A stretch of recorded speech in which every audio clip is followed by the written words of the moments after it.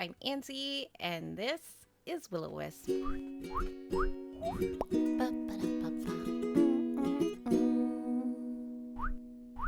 Construction, the murk of development. And development is exactly what is happening on the island of Willo'Wisp. Nook Incorporated has spent millions of bells trying to develop the entrance to a beautiful conservation area. But of course, not all development goes as planned, and construction can be delayed, especially with the presence of killer wasps. Some blame the delay on development with the noise of the construction disturbing the natural balance. Others blame it on something the locals call the Willo'Wisp. Now, one thing is true, that no fairy had claimed this ginormous stanky floor as an endangered species that cannot be uprooted. That was Tom Nook, a natural enthusiast that believes in the existence of fairies and plans to conserve the island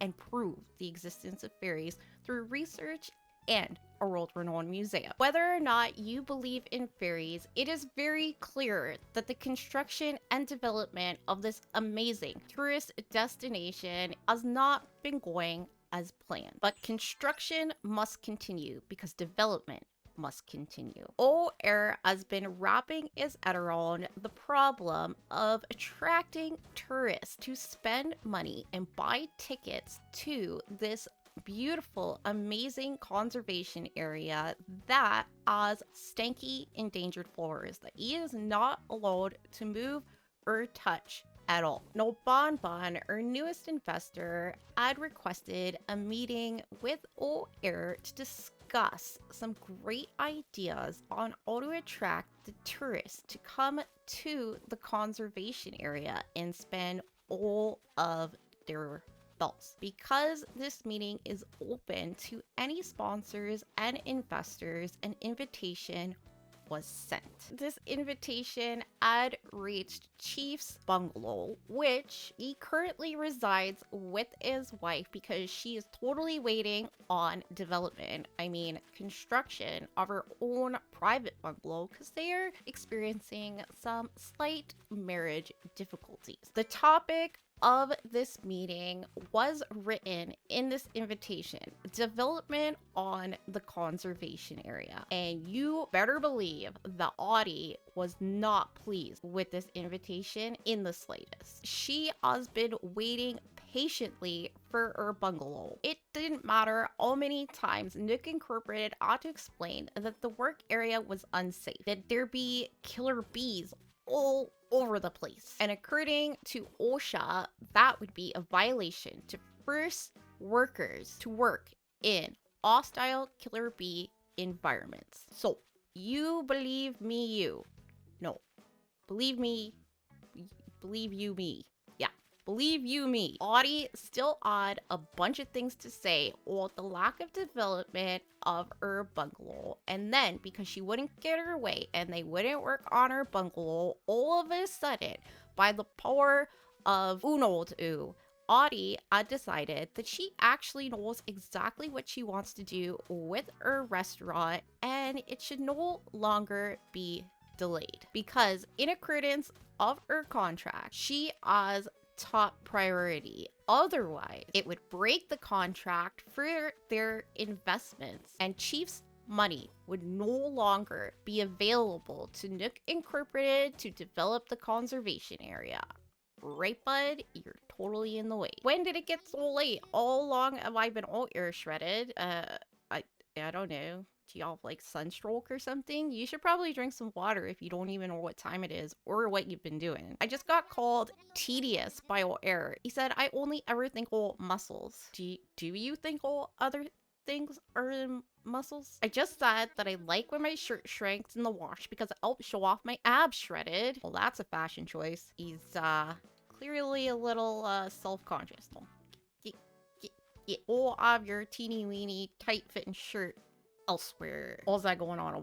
Oh yeah, Audie and Chief's contract. With pressure from the sponsors and investors, and by investors I mean Audie and Chief, but mostly Audie, because if Audie wants something, Chief is all like, give her what she wants or else. And he stands by his wife, regardless of her design choices and annoyance and shopping addiction. So this meeting was interrupted, and the subject matter had changed to the development of the tone. Audie's argument was, are you gonna get tourists to come here and spend money on your stanky conservation area if they have nothing to do other than that? There is no way that anyone's gonna pay that entrance fee, take a private jet all the way to this island just to go to a conservation area. And you know what? She does have a point. So she demanded that they start construction on her restaurant. Now, here is the ramblings of her vision. She wants to take this area behind her restaurant and turn it into a beautiful patio that not only has a beautiful view of the South Ocean. Oh, sorry, excuse me, sorry. Oof, or her patio has a beautiful view of the South Ocean and the South Beach because it is prime real estate. Right, girl? Right? Saying trendy foxtrot? Yes, maybe. I am in uniform. I think you might have picked out the uniform. So, yes.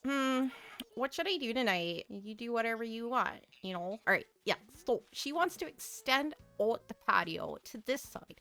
So, this is going to be a patio that overlooks the East Beach as well. Prime real estate, and it's absolutely brilliant. So Nook Incorporated has decided that delaying the opening of the conservation area is not only lucrative, but incredibly logical, unlike Mr. Tight Shirt Wearer over there. He's alright, he'll be fine. As you know, construction on Willo'Wisp definitely does not happen overnight. These things take time, especially with all of the construction permits and development permits and zoning permits that are needed to develop this beautiful, once natural island into a bustling tourist destination. You ever seen a construction crew repave a road on the highway? That takes forever. Causes a lot of traffic, causes a lot of hardship, causes a lot of pain for everybody. Or that stretch of highway is always under construction, yet there are streets all over the town that have like potholes and all this mess, except they keep on redoing the same road. Andy, are you alright? I'm okay. There's just a lot of construction all the time. So much construction, yet nothing ever gets done. Can't just be me. Is it? No. Am I crazy? Just a little bit, but I'm not crazy about that. Well, the point stands. Construction takes a lot of time, and when your investors who are funding all of your construction costs threaten to cut you off, you do exactly what they say. Therefore, we're gonna do just that, because if you mess with the wolf, you get the fangs. And Audie sharpens her teeth. She does.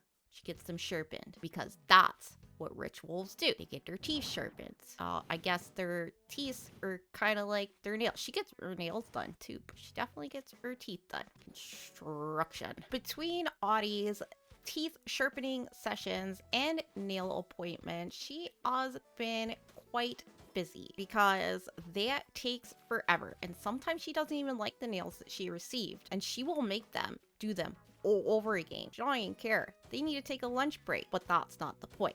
The point is that Audie is incredibly indecisive, and with all the help of her lovely, incredibly rich husband, because he couldn't come up with a color scheme or a design choice if his life depended on it, she has been doing this project solo with no help from anybody, not even air. When wind of this meeting in violation of her contract came up to her ears, she got quite angry and quite jealous. She sees the way that air has been looking at Bon, and she sees something that she has seen in herself. The magic of a new and exciting relationship. Bon smiles at him. He smiles at her. They linger a little too long with their eyes matching each other. Audie won't have it, especially when her marriage is on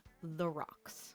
right? If she's not oppy, no one's oppy. And that's a fact. It's just downright fact. So taking all Air's attention off of the lovely Bod Bon, only way to do that was demand construction and do it no and do it fast. Unfortunately for Audie, money can only go so far. Because of the killer bees and the other construction situations, we have OSHA up our butts, watching our every move. And not only are they watching the safety of the construction zones, they are making sure that our construction workers get their paid lunch breaks. I know. Outrageous. Now, if you ever seen a standard construction shift and lunch break schedule, you would cry. What are all those construction guys doing standing around, doing nothing? Well, they're taking their break. You know why? Because they gotta work like 12, 13 hours a day, so they gotta take a break, and their break has to match the amount of labor that they're putting in to their construction area. So yeah. They gotta take their breaks. And according to the law, after they're done their shift, they need a certain amount of time in between their shift to rest and relax so that they are cognitively functioning with this heavy machinery so that they can operate it in a safe manner. And that's just all it is. Them labor laws. I'm not gonna argue with that. I don't get paid enough. And I don't even think I've had a lunch break. I gotta talk to my manager. Wait, am I my manager? Who's my manager? Oh no, that's not the point. The point is that breaks are mandatory and non-negotiable. And because we are incredibly understaffed because of the killer bees and whatnot, we got less people doing more work. And that means longer breaks and paid lunch. Because here at Nook Incorporated, we care about our employees. And we're not just saying that because we got OSHA breathing down our necks, right, Chief? Also, silly us, we had not realized that some of our safety training programs were out of date. And of course, you can't send an employee on a construction zone site without proper safety training. No one would ever do that, right? Like, just because training an employee costs money does not mean that we were trying to cut corners by not training our employees, all right? We've had a lot of issues and it totally just slipped our minds, okay? Cool. We're all just doing our best. The bestest that we can do. No lie. Not lying at all. There'd be no point. Because you don't have to lie if you're following the law. Damn, just the facts. Now, due to Audie's constant indecision, OSHA breathing down our necks, employee safety training, properly allotted lunch breaks, and half of our team being in the infirmary because of the killer bee accident, this has not been a 24-hour construction zone. And last night, all the workers went home to get their proper rest schedules due to labor laws and whatnot, and this construction zone was left completely unmanned. And in the morning, when they came back, to everyone's surprise, it would seem that the jungle had sprouted out of the ground overnight. Something that no one has ever seen before, not even the locals. A natural phenomenon, as if this place was sprayed by the most powerful speed growth thingamabob ever. Was this some sort of prank held by the construction workers in revolt of the poor working conditions? Was this the locals who seem to have a vendetta because their hardships have gone unnoticed and made worse by Nook Incorporated and the greed of Air and its investors? This phenomenon was so great that people didn't whisper. It was the prominent gossip of the town. Rumors and speculation. Who could have done this so quickly? Who could get away with it without people realizing what had been happening? This is no small feat in a prank. This is absolute brilliance. Now, upon further inspection, the speculation and rumors continued to grow, for there was no evidence of footprints or foul play, no evidence of human activity throughout the night, not a footprint left behind, not an air to be seen. The Nook Incorporated hired arborists even went as far to inspect the newly grown trees in the disturbed soil of construction. Their roots grew deep, as if these trees had been here for decades. This was no mere transplant. It was as if Mother Nature herself had blessed this area with foliage and growth in the natural wonders of the jungle. Thicker and lusher than it ever was before, the beauty and the phenomenon was undeniable. This phenomenon obviously was brought to the attention of Tom Nook. No, the brush was quite thick, but Tom Nook just spent months and months and months thinking about the conservation area and preserving the natural qualities of the land through the thick trees and flowers and foliage. He had spot the giant stinky floor of the endangered species list to be undisturbed because of all absolutely rare this giant stinky floor is. Nor according to the endangered species list, any species that is on this list must not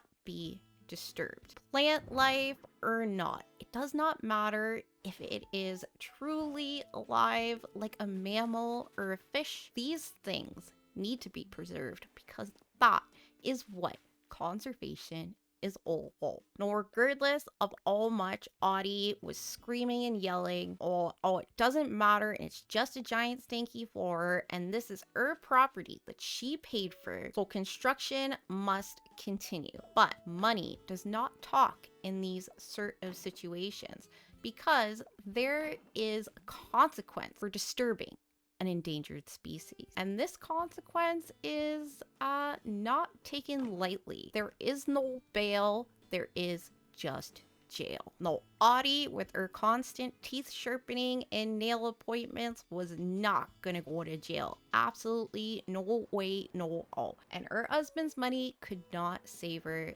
this time. No, construction could not continue, obviously, right? Because this area was not considered part of the conservation area. There was endangered species all over the place. Well, the area had been investigated to see if they could retrieve their very expensive heavy machinery. But according to the Endangered Species Association of the World, removing the heavy machinery could disturb the giant stinky floors and the natural phenomenon of this forest plopping on the ground overnight, which needs to be studied by all the scientists. And we can't be breaking international endangered species laws and having Audie go to jail with old bail. I think we're all in agreement on that one. So just like a ship at the bottom of the ocean, this construction area will forever be preserved within the nature.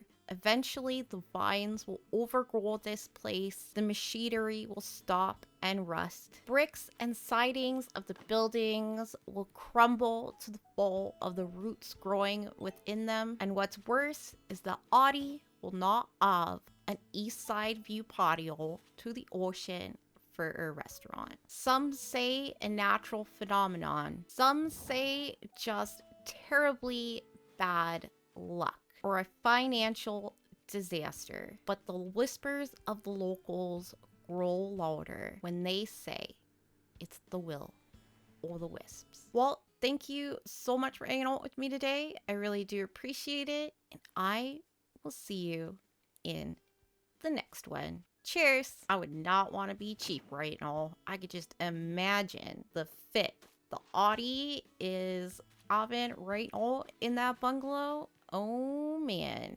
Per wolf. Per wolf.